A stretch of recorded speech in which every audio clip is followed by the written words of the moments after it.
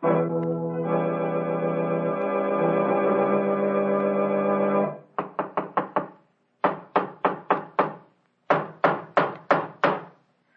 the matter? What is it? Another case for Nick Carter, master detective. Yes, it's another case for that most famous of all manhunters, the detective whose ability at solving crime is unequaled in the history of detective fiction. Nick Carter, Master Detective, presented by the three great Linex home brighteners. Linex Clear Gloss, Linex Cream Polish, and Linex Self-Polishing Wax.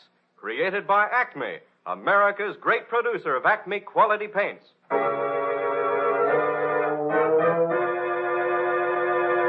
Today's curious adventure.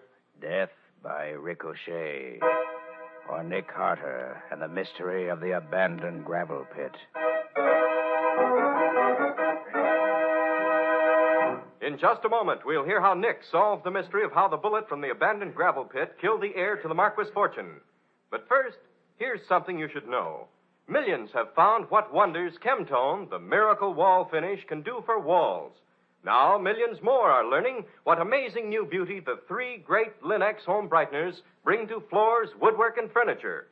Linex Clear Gloss Varnish, the durable super varnish that dries to an elastic, transparent surface which protects all wood and linoleum in your home. Linex Cream Polish, which cleans as it polishes, leaving no oily film on your furniture. And Linex Self-Polishing Wax, which beautifies your floors with a satiny yet tough non-skid finish that resists wear, water, and dirt. You'll find the three great Linex home brighteners at your hardware, paint, or department store. Your headquarters also for Chemtone, the miracle wall finish.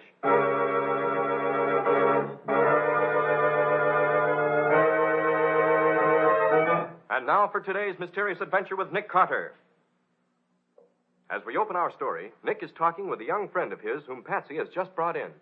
But if it's not a criminal case, John, why come to me? Because it's the next thing to it, Nick. Well, all right. Let's hear it.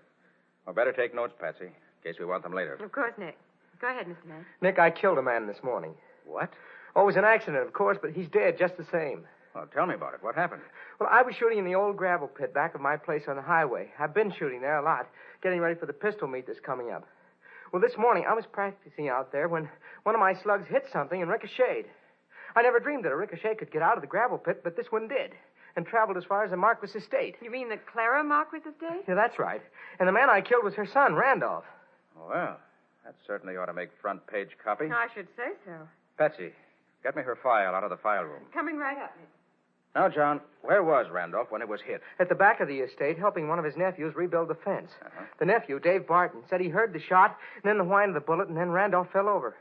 He died instantly. Here you are, Nick. Our file on Clara Marquis. Thanks, Patsy. Now, let's see. Lives in a rambling old red brick mansion a mile out of town along the highway. No servants. That's funny, with all her money. Relatives living with her take the place of servants. Her son, Randolph, acts as general handyman on the estate. She handles all business matters herself. Jolly old soul, I should say. No one ever accused old Clara Marquis of being jolly. I've tried to get better acquainted with her granddaughter, Teresa, but the old lady won't let me take her out or go there to see her. I only know Teresa from what little I've seen of her around town and a few times I've driven her home. Now that I've killed her father, I suppose I'll never see her again. Wouldn't be in love with her, would you? No. Do you think I can be sued for Randolph's death? What's the coroner's verdict, you know? Well, he told me he was going to report it was an accident. John, how far is it from the gravel pit to where Randolph was killed? About a quarter mile. The Brundage place is in between. Old man Brundage was out picking berries in the back of his place. He says he heard the bullet whine over his head. I suppose there's no doubt about the time? No, the sheriff checked on that. Randolph was killed while I was shooting in the pit. No mistake about that. I see. Was the bullet identified as coming from your gun? Well, not exactly. It was too badly mutilated, the sheriff said, to be identified as having come from any particular gun. It was all flattened and twisted. Well, from what you tell me, John, it looks as if you're responsible, all right. For the funeral expenses and so on, at least. Well, I know that, Nick. I just want to be sure I don't get hooked for what money I've got saved by a damage suit later on. That's why I want you to investigate this for me right away. I want to have it proved an accident so that nothing can come up later to put me in the wrong more than I am now. Yes, I see what you mean, John. You want me to be sure that we know now all there is to know. Then we file that information away and hope we never need it, right? That's it exactly, Nick. Will you do it? Why, certainly, John. I have nothing else on my hands for the moment. Shouldn't be a long job, nor a difficult one. Now, first, I want to have a look at your gravel pit. All right. I won't be there, but Mother will let you in. I don't suppose there's any chance I didn't fire the shot that got Randolph. Now, the chances are you did, John. I want to determine the degree of negligence involved. If there's none on your part, you can hardly be held liable for the accident. Okay, Nick. I'll leave it to you. I'll be seeing you. Right, John. And don't worry. I think I can clean this up for you.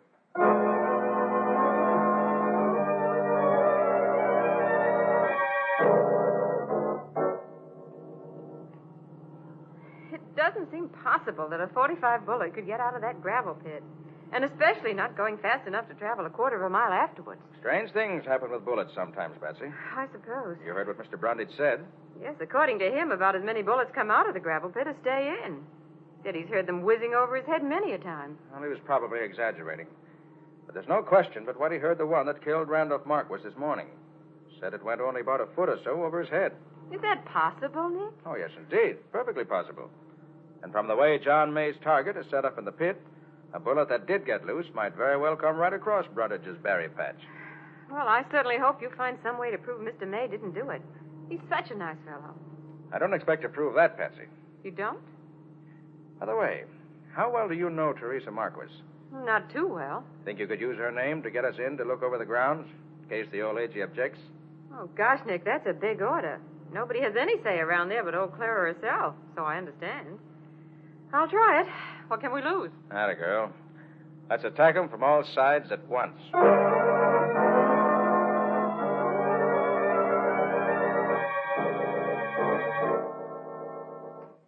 It's so nice of you to see us, Miss Marquis. This is Nick Carter. He's acting for John May. You can tell John, Mr. May, that we won't make him any trouble for the death of my father. I knew you'd feel like that. You can also tell him I never want to see him again. Now, Teresa, I'm afraid you're blaming John May for something he couldn't help. We've just been to look over his gravel pit, and it seems utterly impossible that a bullet could get out of there and travel so far after getting out. I'm sure If you're trying to tell her what happened wasn't May's fault, you can get going. And right now. How do you do? I'm merely trying to find out just how it did happen. Mr. Carter, this is my cousin, Dave Barton. He was with my father when he was killed. You're in charge here, Mr. Barton. I'd like your permission to examine the grounds around where Randolph was killed. Nobody's got the right to say who can snoop around here but Clara Marquis herself. Surely she could have no objection to You'll have to get out. Dave, if you won't show Mr. Carter around, I will. I know Grandmother wouldn't mind. You're a fool, Teresa. But, well, come on. If I can do anything else for you, let me know.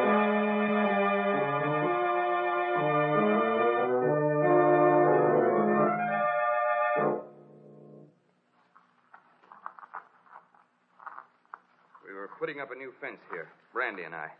We've been working out here for several days. We could hear young May shooting down in that pit of his all the time. This morning it was different. The shot sounded the same, only this time I heard the whine of the bullet right after it. Now there, here's where Randy was standing. I was down there. The time I got to him was deader'n a doornail. If I could get my hands on that young May... Mr. Barton, is that fence over there about 30 feet? The edge of your property? Yes. The bushes there on Brundage's side. He was picking berries out there somewhere this morning when Randy was killed. Nick, would you hear the shot before you heard the whine of the bullet going by? Certainly, Patsy. You would with an Army .45, which John was using. Because of the size of the bullet, its velocity is slower than that of sound. So you'll hear the report before you hear the bullet. Somewhat, Mr. Carter, Grandmother's very ill.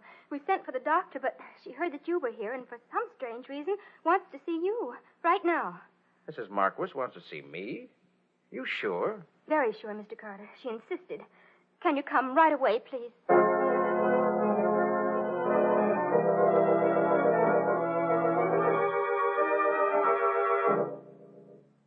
I've heard about you, Nick Carter. I never thought I'd have any reason to hire you, but it's a strange world. I think heaven sent you here today. Well, Mrs. Marquis, I've been called many things, but never heaven sent. There you are this time. My time has come at last. I know it. Dr. Sutton always said a shock would finish me, and Randolph's death has done it. I know. Nonsense, Mrs. Marquis. You live for years yet. Rubbish. I'll be dead by tomorrow. And I I want you to make a will before I go. That's why I wanted to see you alone like this. But, madam, I'm not a lawyer. I know what you are. And I know you're honest. You can draw up a will, can't you?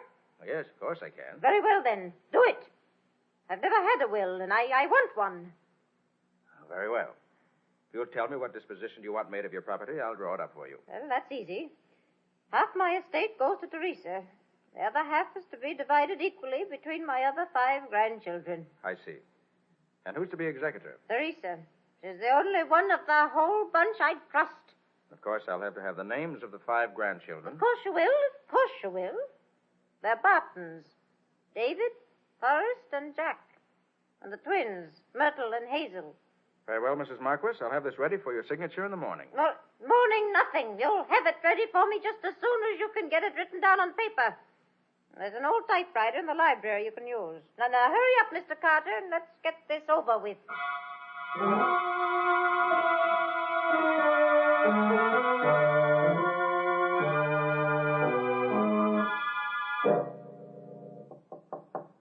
Yes? May I come in, Nick? Oh, yes, Patsy. I've finished what I'm doing. You've been writing out the old lady's will? Ah, what makes you think that? I can't think of any other reason why you should lock yourself up in this musty old library and spend an hour pounding on a typewriter. You're quite right, Patsy. But keep it to yourself. Does she take good care of Teresa? None of your business, my inquisitive young assistant. All right, suit yourself. I came to tell you the doctor's here. He says you'll have to wait before you can see Clara. She's lapsed into a coma. What? Says she may come out and she may not. But if she does, her mind will be clear enough to sign the will, in case that was what you wanted. Oh, what a bunch of mind readers around here. Okay, I'll wait. Oh, by the way, Nick, we're invited to dine with the Bartons tonight. Oh, good. I'm getting hungry. You haven't seen the rest of them yet. Maybe you won't be so happy about it when you do. Why? You seen them? I'll say I have. Besides Dave Barton, the man we met when we first got here, there's Forrest. He's sort of a dope, apparently. And there's Jack, a rather good-looking kid of about 20. And, last but not least, there are the twins, Myrtle and Hazel. They cute? Cute. They're 30 if they're a day. They look 40 and act 50. Are a pair, no mistake. And incidentally, we're eating in the kitchen, if it interests you. Where we eat is secondary, Patsy. It's the eating part of it that really interests me. That kitchen is something, too. I just saw it. It's the most home-like part of the whole house. Cozy and comfortable.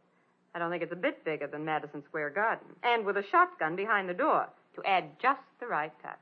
Now, Patsy, I want you to take care of this will I've drawn up. The moment old Clara comes to, have her sign it.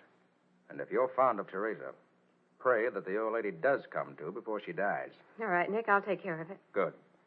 Now I'm going to call John May and tell him to come here to the Marquis estate about 8 o'clock. Well, why do that, Nick? You may start something. Maybe, but I think it's the wise thing to do. I want you to find Teresa and persuade her to go and meet him in the drive when he blows his horn twice. Now, that's important. Okay, Nick. She's to meet him in the drive when he blows his horn twice.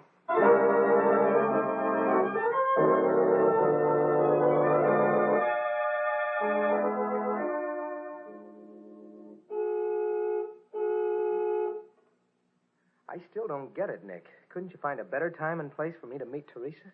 A better time, perhaps, but not a better place. John, I want you to take Teresa away from here, at once. Are you kidding? I am not. The odds are that you'll be saving her life. Before morning, she may be in deadly peril. Believe me. Okay, Nick. I'll take her. If she comes. Oh, John. Teresa. Oh, darling. John. Which is my cue to...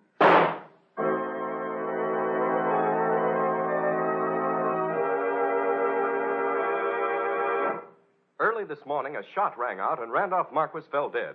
Once again, a shot has startled the Marquis household. Who is dead this time?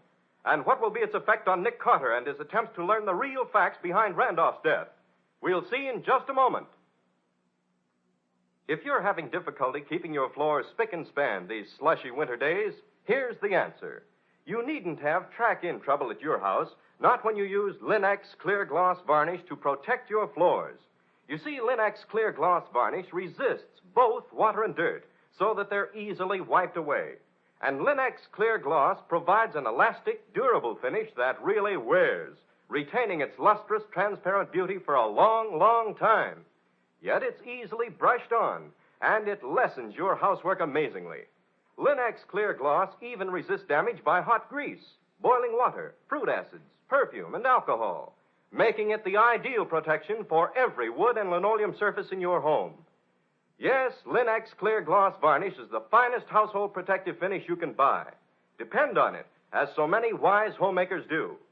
Ask your dealer now for Linex, Lin-X, Linex Clear Gloss Varnish. You'll find all three great Linex home brighteners and Chemtone, the miracle wall finish, at hardware, paint, and department stores everywhere.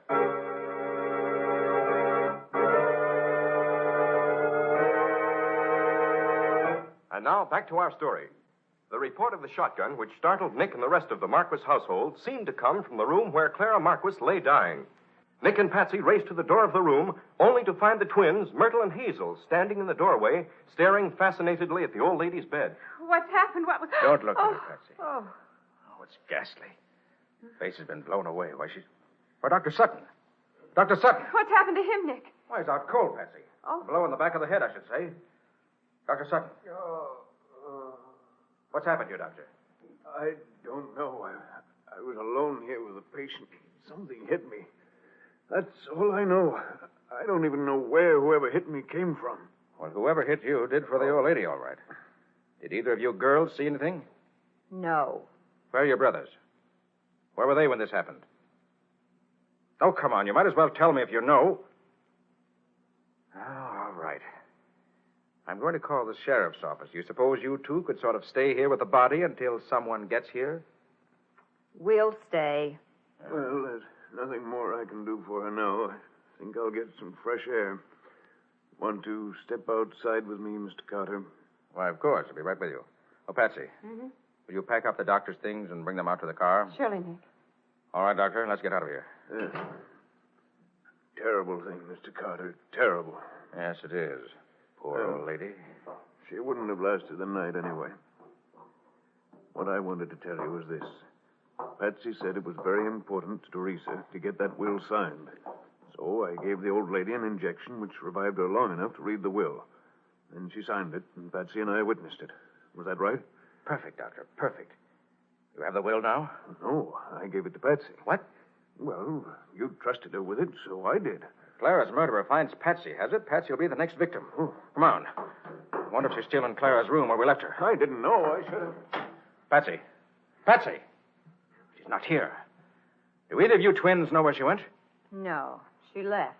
We thought she was with you. Didn't we, Myrtle? Yes. We thought she was with you. Oh, come on, Doctor. We've got to search the house. There's no time to lose.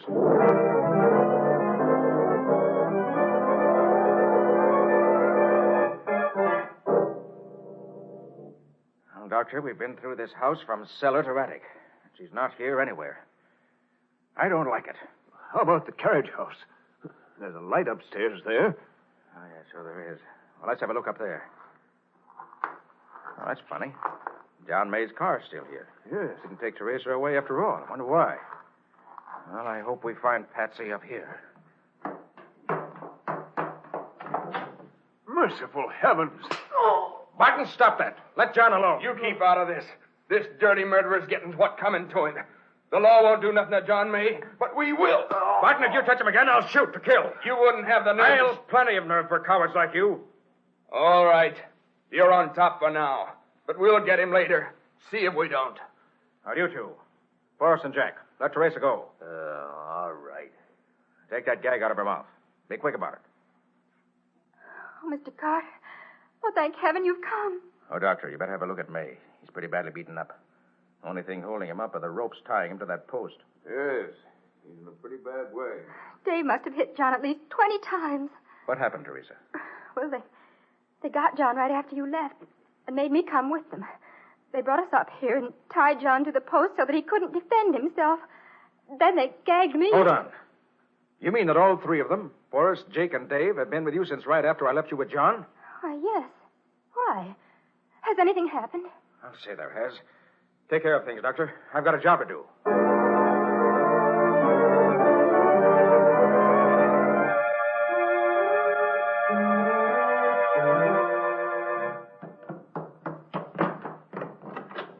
Where is she? Where have you got her? Got who? What have you done with her? Oh, in the closet, I suppose. What the... Why, that's not... Drop that gun. Don't be a fool. Take that shotgun out of the middle of my back. You're the fool. Drop that gun. Very well. Here. Since the body in the closet is that of old Clara, I suppose you must have Patsy under that sheet on the bed. Yes. What have you done to her? Not much. We had to twist her arm a little to make her tell us where she put the will, that's all. Isn't it, Myrtle? Yes. We have it now. It's torn in little pieces. All right. So you've got what you wanted. Now let us go. No. We got us a lawyer, too. We know you and your girl could go to court and tell what the will was, and that would be as good as a will. Yes. We aim to take care of you both. You can't get away with this. I warn you. Yes, we can. Easy. We'll say Teresa did it. Yes, we will. You didn't suspect us, neither will anyone else. We'll blame Teresa. Well, Patsy, I've heard about enough, haven't you? Oh, you don't? Sorry to hit a woman, but... All right, Patsy. That takes care of the twins for now. Now, let's see what you look like under that sheet. Wait a minute. Wait till I get this gag out of your mouth. There. Oh, Nick, I thought you'd never get here. How'd you ever get away from that gun she was holding in your back? I've studied commando tactics, Patsy. One thing I learned was that if someone is holding a gun at your back, you can twist away from the gun faster than if someone can pull the trigger. Oh. Try it sometime. Thanks. I'll take your word for it, gladly. So, with Hazel, or Myrtle, knocked cold from the recoil of that 10-gauge shotgun, and Myrtle, or Hazel, out cold from the sock on the jaw I was supposed to give her, we have peace. Temporarily. Peace. Blessed peace. Even temporary peace. I hope the sheriff gets here pretty soon now. I'd like to get rid of these two vipers. Viperesses, Nick. Viperesses. Before they try biting someone else.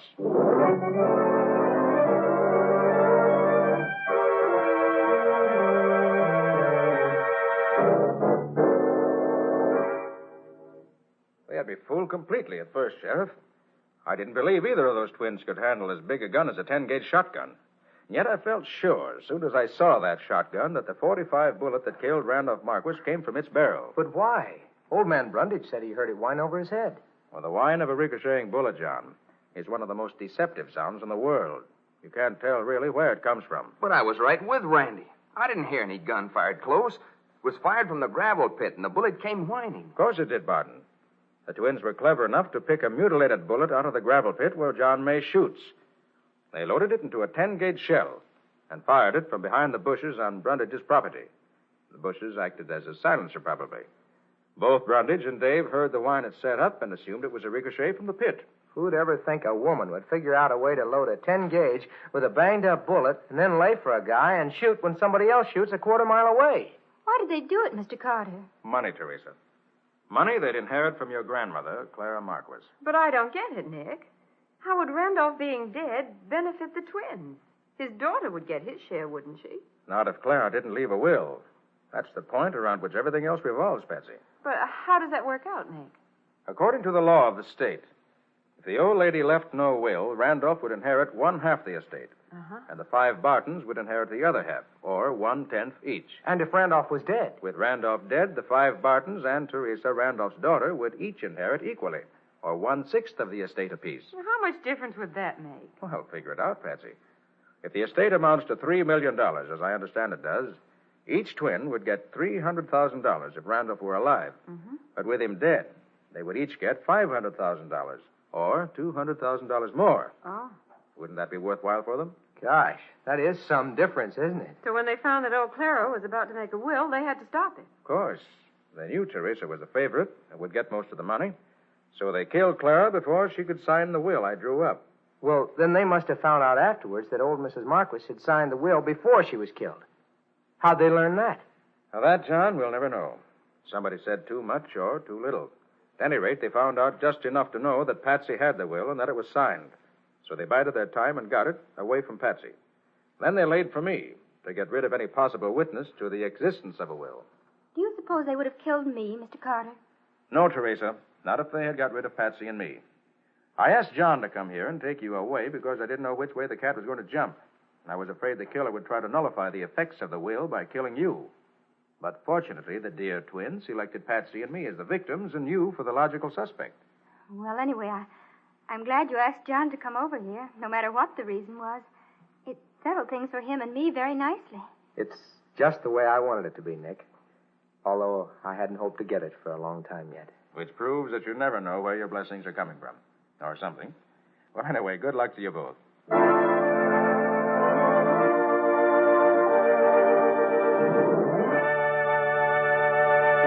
In just a moment, Nick and Patsy will bring you a preview of next week's exciting case.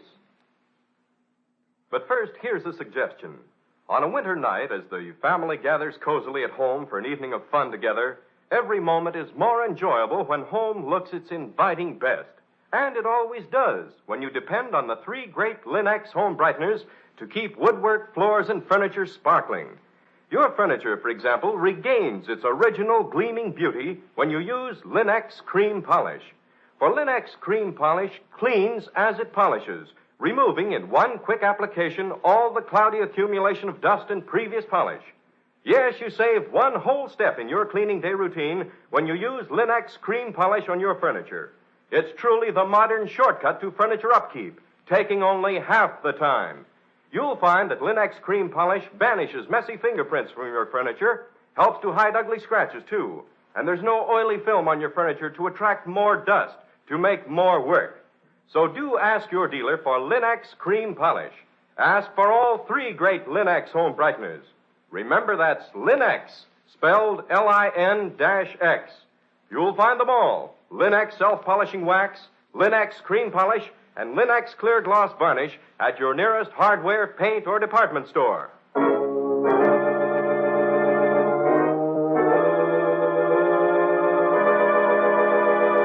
And now let's hear from Nick Carter himself.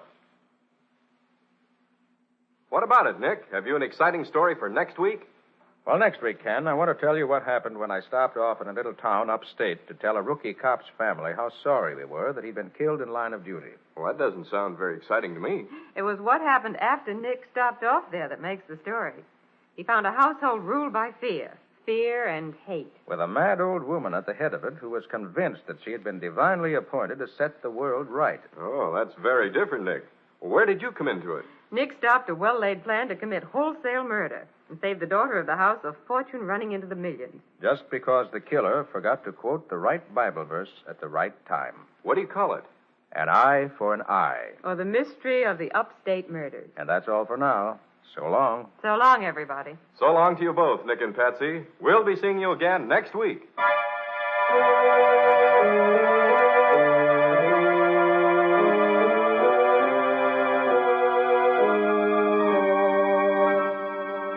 Next week at this same time, listen to another curious experience of Nick Carter, Master Detective, entitled An Eye for an Eye.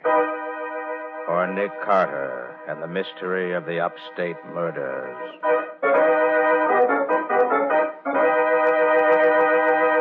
Nick Carter, Master Detective, is featured in Street and Smith magazines. Lon Clark is starred as Nick with Helen Choate as Patsy. Original music is played by Lou White, and the programs are written and directed by Jock McGregor.